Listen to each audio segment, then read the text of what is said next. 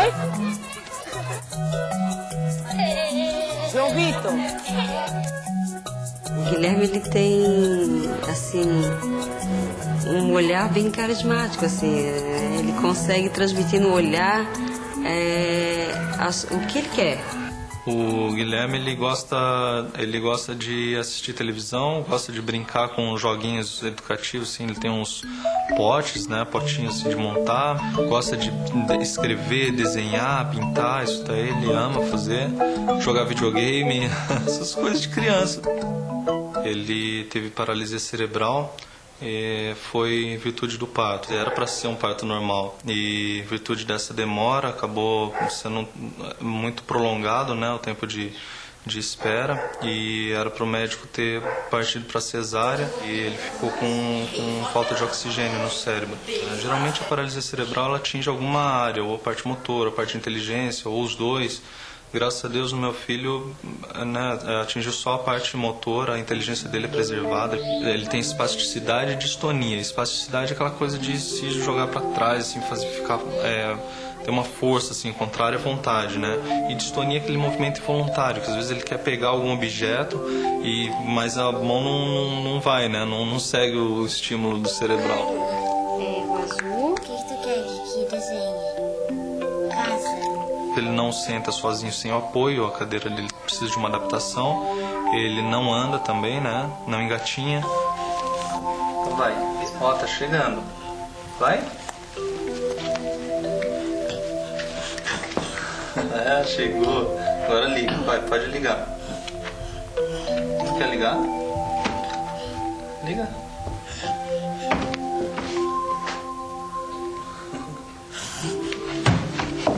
Opa. Vai, com a mão. Tá achando o botão? Então vai.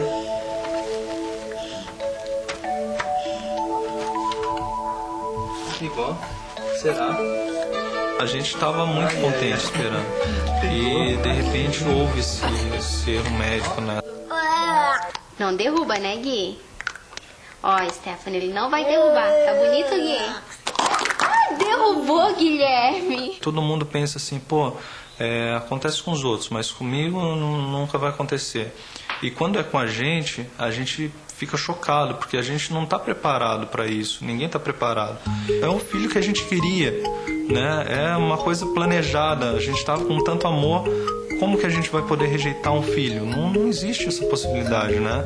Lá em São Paulo a gente tentou colocar ele em escolas particulares, até por não ter vaga em escolas da prefeitura. E não houve uma aceitação. A gente ficou muito chateado com isso, muito frustrado por ver o despreparo de escolas particulares nessa questão. Algumas escolas a gente percebeu até um certo preconceito por parte da direção das escolas, né? E quando a gente voltou, foi conversado de novo essa questão da escola, o que foi colocado para a gente que era mais viável uma escola pública. A Rede Municipal de Ensino de Florianópolis, ela trabalha na perspectiva da inclusão. Todas as crianças, independente de sua condição física, mental, sensorial, socioeconômica, elas devem estar no ensino regular. Para que elas estejam no ensino regular e estejam bem, nós temos como política o atendimento educacional especializado, que dá apoio, que provê os recursos, os serviços, para que essa criança tenha acesso ao conhecimento escolar. Hoje ele tem 5 anos e está estudando no prézinho do ensino normal. E a gente foi conseguir vaga nessa escola no aeroporto, né? E dali no show. E a gente foi muito bem recebido nessa primeira vez que a gente chegou lá, a diretora abriu vaga e abraçou assim, sem preconceito, sem medo nenhum. Quanto mais cedo uma criança está com as outras crianças, né, de acordo com sua idade, com seu tempo, com seu ritmo, compartilhando os mesmos espaços, as mesmas brincadeiras, as mesmas atividades, mais cedo ela se desenvolve. Se ficar só na família, ele não vai perceber o mundo que tem lá fora, né? E a educação infantil, ela faz parte desse mundo lá fora, e que bom que ele está ali, está inserido naquele meio, está participando das atividades, das brincadeiras, da parte pedagógica, que, né, é a nossa função, está fazendo isso aqui. E a parte da interação com os outros, com os amigos, com os outros adultos, com os brinquedos, com o material, com a sala. Isso tudo é importante que comece já pequenininho. A educação infantil é um espaço fértil para desenvolvimento de habilidades e competências, né? Porque o currículo da educação infantil é o autocuidado, a criança aprender a cuidar, a comer, os hábitos de higiene, né? A participação, o desenvolvimento físico, motor, através dos jogos, das brincadeiras, do espaço de brincadeiras espontâneas, do espaço lúdico, do brincar de faz de conta. Isso é importante para todas as crianças. A criança com deficiência neuromotora, que tem dificuldade de movimento, de locomover-se, ela participando disso na escola com outras crianças, então as possibilidades de viver, né, a fantasia, de brincar e de ser feliz mesmo. E as crianças são muito felizes quando elas podem compartilhar com seus pares. Quando a mãe veio fazer a inscrição do Guilherme para a seleção nas matrículas, nós sentimos assim um receio da mãe em deixar o Guilherme, né? Existia aquele medo, ela não estava tranquila. Nós tínhamos um pouco de receio, né? Porque a gente em casa, a gente se comunica muito bem com ele. Eu, minha esposa, minha filha, e quem faz parte da família, assim, se comunica bem com ele. Mas a gente tinha um pouco de receio em saber como que as professoras lidariam com essa situação. Porque é uma situação nova, né, para as professoras, tal. A gente não sabia se essa comunicação dele com as professoras se ia garantir para ele, por exemplo, coisas simples como tomar água, por exemplo, essas coisas, né, de necessidades básicas. Quando ele chegou, a gente ficou pensando, que legal, será que ele tem algum entendimento do que a gente vai falar ou não? Porque a paralisia cerebral, de repente, podia ter atingido o cognitivo. Mas no primeiro contato com a família, eles já explicaram que o cognitivo dele é preservado, né? Ele entende tudo que a gente fala. A partir desse momento, a gente já começou a pensar. Então, se é motor, a gente tem que se organizar com a questão do espaço, organização, com a questão do atender ao acesso, né? Acessibilidade nesse momento. Como é que ele ia fazer? Para estar indo para o parque, para estar fazendo uma brincadeira, para estar escrevendo. No primeiro momento, o olhar dele já dizia tudo. Que ele estava gostando, que ele queria vir para a creche, ele se identificou muito comigo.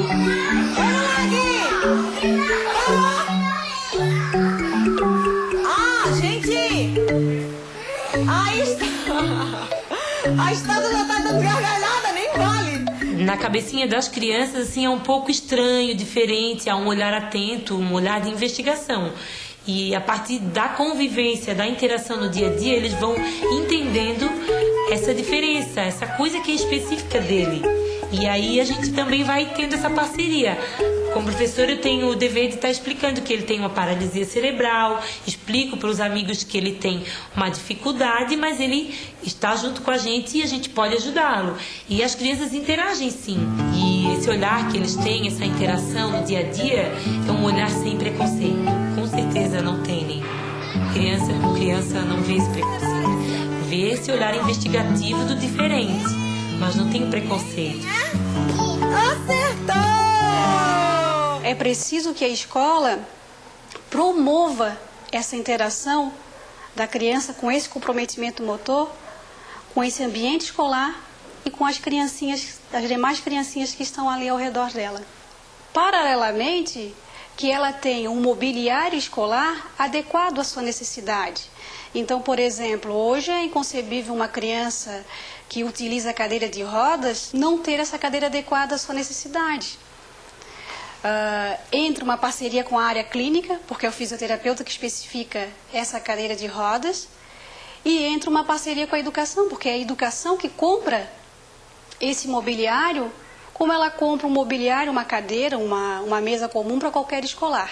A escola tem que ter realmente um projeto político-pedagógico que atenda a essa questão da diversidade, né? Que consiga enxergar as pessoas diferentes. E isso parte muito pelos profissionais que trabalham nela, pela sensibilidade que ele tem de perceber as diferenças, né? Que hoje não é só a questão das crianças que têm necessidades especiais, né? Mas outras crianças de etnias diferentes, né? Raças, todas as pessoas têm direitos iguais. E a gente tem que ter um currículo realmente que contemple essa igualdade. A universidade, ela tem um papel muito importante nesse processo, porque cabe às universidades brasileiras, né, a formação inicial do professor. E hoje nós temos um avanço de projeto político-pedagógico das universidades, né? É recente, é de 2006 essa legislação.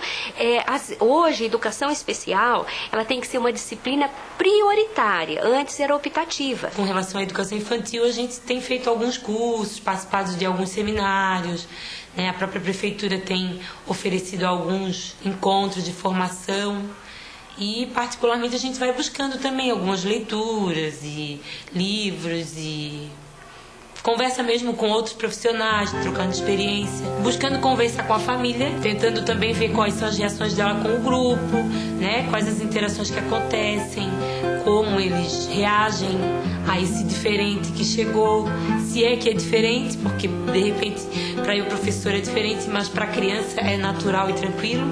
O prazer da criança é o que eu tenho que buscar, estar ali. Porque se ela não tem prazer, não tem alegria, não tem euforia para estar vindo para a creche, para estar buscando um crescimento para si, não vai adiantar eu planejar, eu buscar na proposta pedagógica, ou eu buscar uma formação, se eu não estou atendendo e não estou deixando ela feliz. Então, acho que o meu pensamento vai nesse sentido. Qual é? Esse? Então vai, vira aí. Força, desgruda. Desgruda, a Luísa ajuda.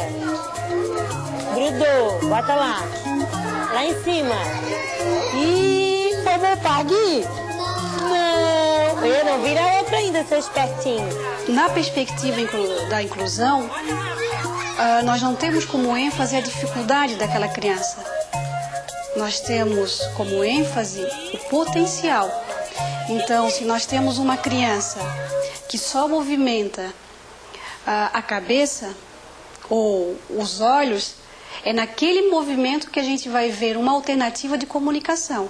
Como é que a gente sentiu que ele estava se adaptando? Com a convivência das crianças, elas iam apontando, né? Os amigos iam apontando o que ele estava querendo. Com o olhar, a gente entendeu que ele demonstrava o que ele queria. Isso foi uma percepção logo no começo, que ele não falava, mas com o olhar ele sinalizava, com o movimento da cabeça também, direcionando, né, para a porta do banheiro, para a mesa, para aquela caixa de brinquedo, para aquele carrinho. Então, a expressão e o movimento da cabeça, o sim, o não, eram alguns indícios que nos mostravam que ele estava comunicando. Se a criança é hipotônica, né, quer dizer, se ela tem dificuldade de segurar o lápis ou o caderno, então ela precisa de recursos especiais, né, para ela poder ter acesso. Então, lápis engrossados, lápis mais leve, lápis mais pesado, o tipo de mobiliário que ela precisa, se ela precisa de uma prancha de apoio para pôr as letras, se ela precisa de alguns aparelhos que possibilite o pegar. Então, esse conhecimento, muitas vezes, ele vem da área das posturas, vem da área da fisioterapia, da terapia ocupacional, dos recursos especiais ou equipamentos especiais que essa criança precisa para ela ter uma mínima ação motora, né? Ou ela poder executar uma tarefa, uma atividade. Esse conhecimento tem que estar disciplinado dentro da sala de aula. E nós vamos brincar com o teu jogo da memória, tá aqui? É isso que tem velcro, ó, Luiz, ó. Nós vamos grudar pro Guilherme olhar as figurinhas, tá bom, Rafa? A gente procurou ajuda, auxílio, né, da prefeitura, que fez essa ponte, né, que nos ajudou muito a construir essas ferramentas de trabalho. Nesse sentido veio então o jogo de memória com velcro, veio uma prancha onde a gente cola símbolos, que vem também uma participação da comunicação alternativa. Então a gente procurou organizar alguns símbolos que é do dia a dia, né?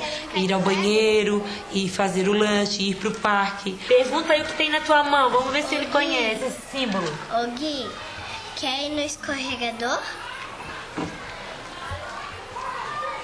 E aí o que ele respondeu? Que ele quer ir ou não quer ir? Quer ir. Isso, ele balançou que sim, balançou a cabeça. Com relação à cadeira também, né? Uma cadeira de rodas a prefeitura providenciou. E o pai levou e fez uma adaptação colocando uma prancha na frente, uma mesa com encaixe, e nessa mesa então é o apoio para ele estar fazendo as suas atividades de escrita ou com jogos. Ele tem também o recurso do lápis, né? Que o movimento de pinça, assim, a coordenação, a motricidade fina é bem descoordenada. Então a gente já percebeu que quando ele faz assim, o lápis escapa. Então a gente adaptou um tubo que é feito de EVA, um material. É um tubinho mesmo de EVA, uma borrachinha onde encaixa o lápis, e ali fica uma espessura mais larga onde ele possa ter esse movimento de segurar, né? A coordenação dele ali fica um pouco melhor. Porque ele tem a limitação motora, mas não importa, eu vou estar possibilitando, eu posso colocar ele no meu colo e proporcionar um momento de dança e de brincadeira, de aventura e de movimento. Se eu não oportunizar esse momento para ele estar mostrando que alguma parte do corpo dele movimenta, eu vou estar privando ele, vou estar deixando ele de fora, excluído. E eu tenho obrigação e o dever de estar incluindo, porque isso é importante para ele.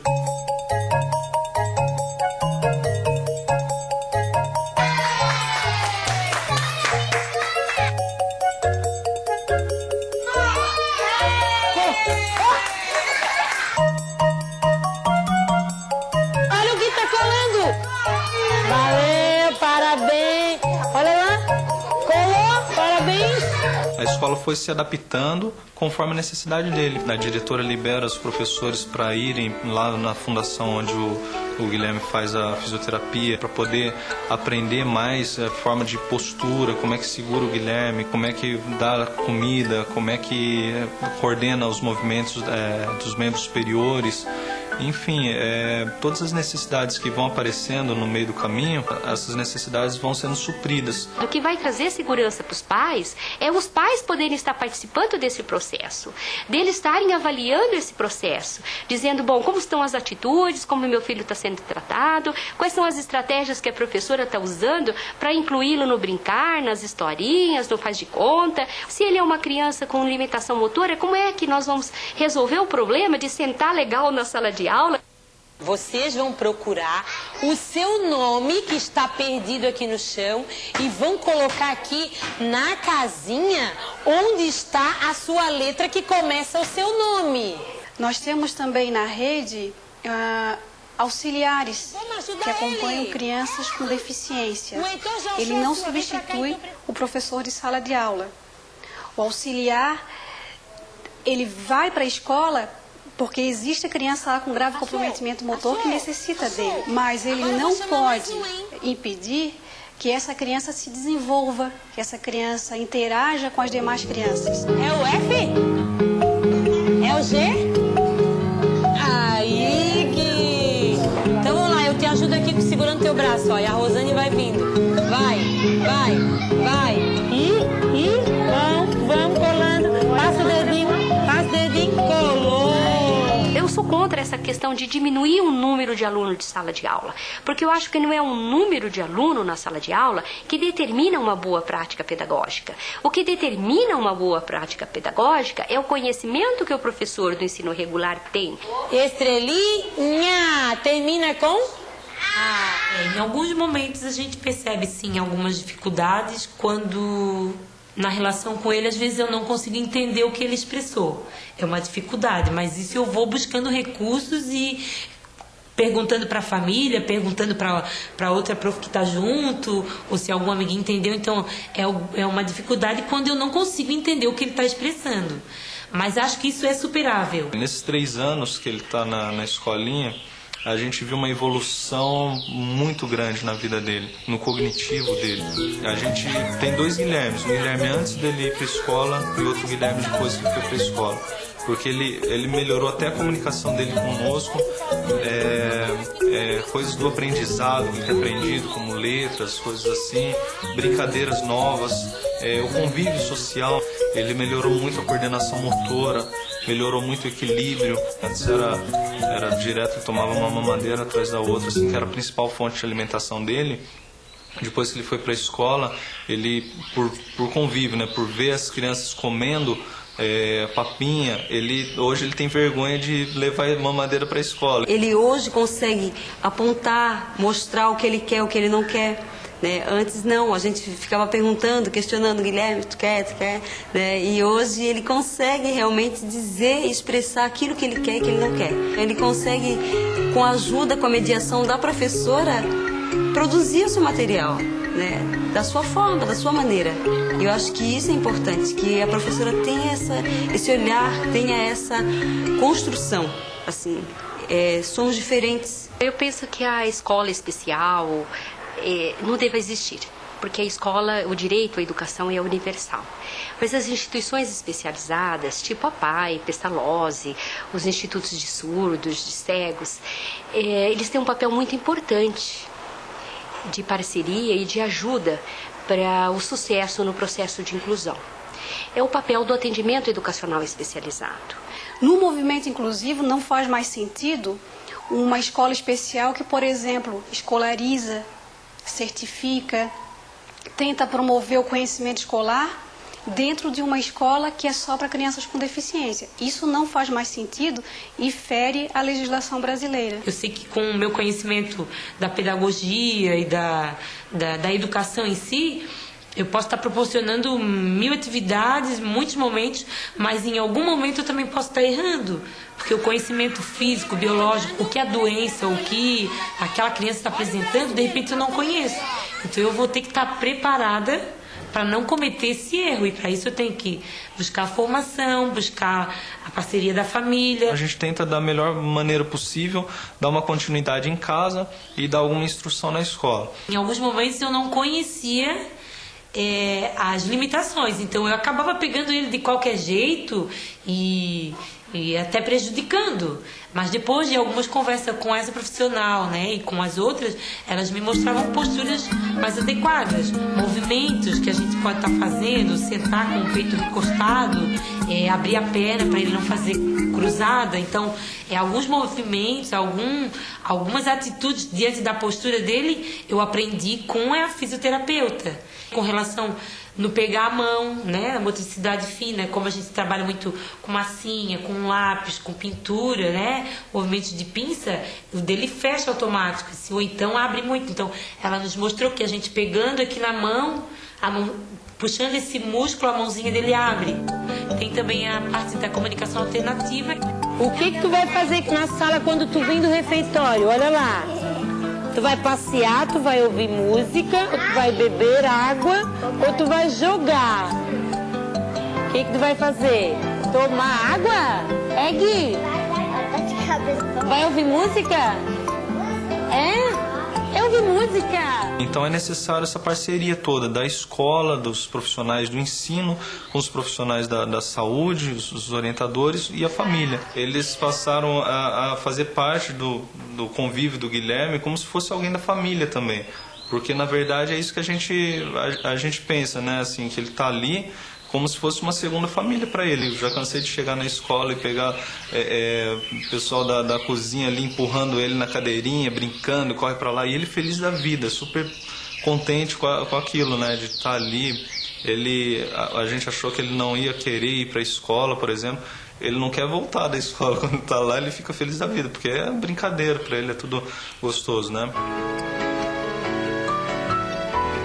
Eu sei como é a minha vida hoje com ele, mas eu não saberia como seria a minha vida sem ele. Eu acho que seria muito pior sem ele. Então eu amo demais ele e todo mundo as professoras, os coleguinhas, a gente percebe esse amor também.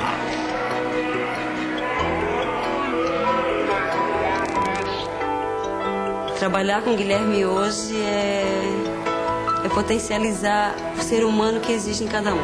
Assim, respeitar o outro. A gente não tem nem palavras para explicar assim, né? Como é gostoso tê-lo vivo, como é gostoso acordar com ele, ele vem dar beijo e brinca e tudo. Nossa, isso daí supera qualquer obstáculo mesmo, assim, muito gratificante. O futuro deles, assim, o amanhã, tá também um pouquinho na minha mão, tá na minha responsabilidade. E se amanhã ele vai ser feliz, ele vai se sentir um cidadão, uma pessoa com direitos e oportunidades, talvez eu Vou estar proporcionando isso agora. O que está escrito aqui? Guilherme. Aí, campeão! Valeu!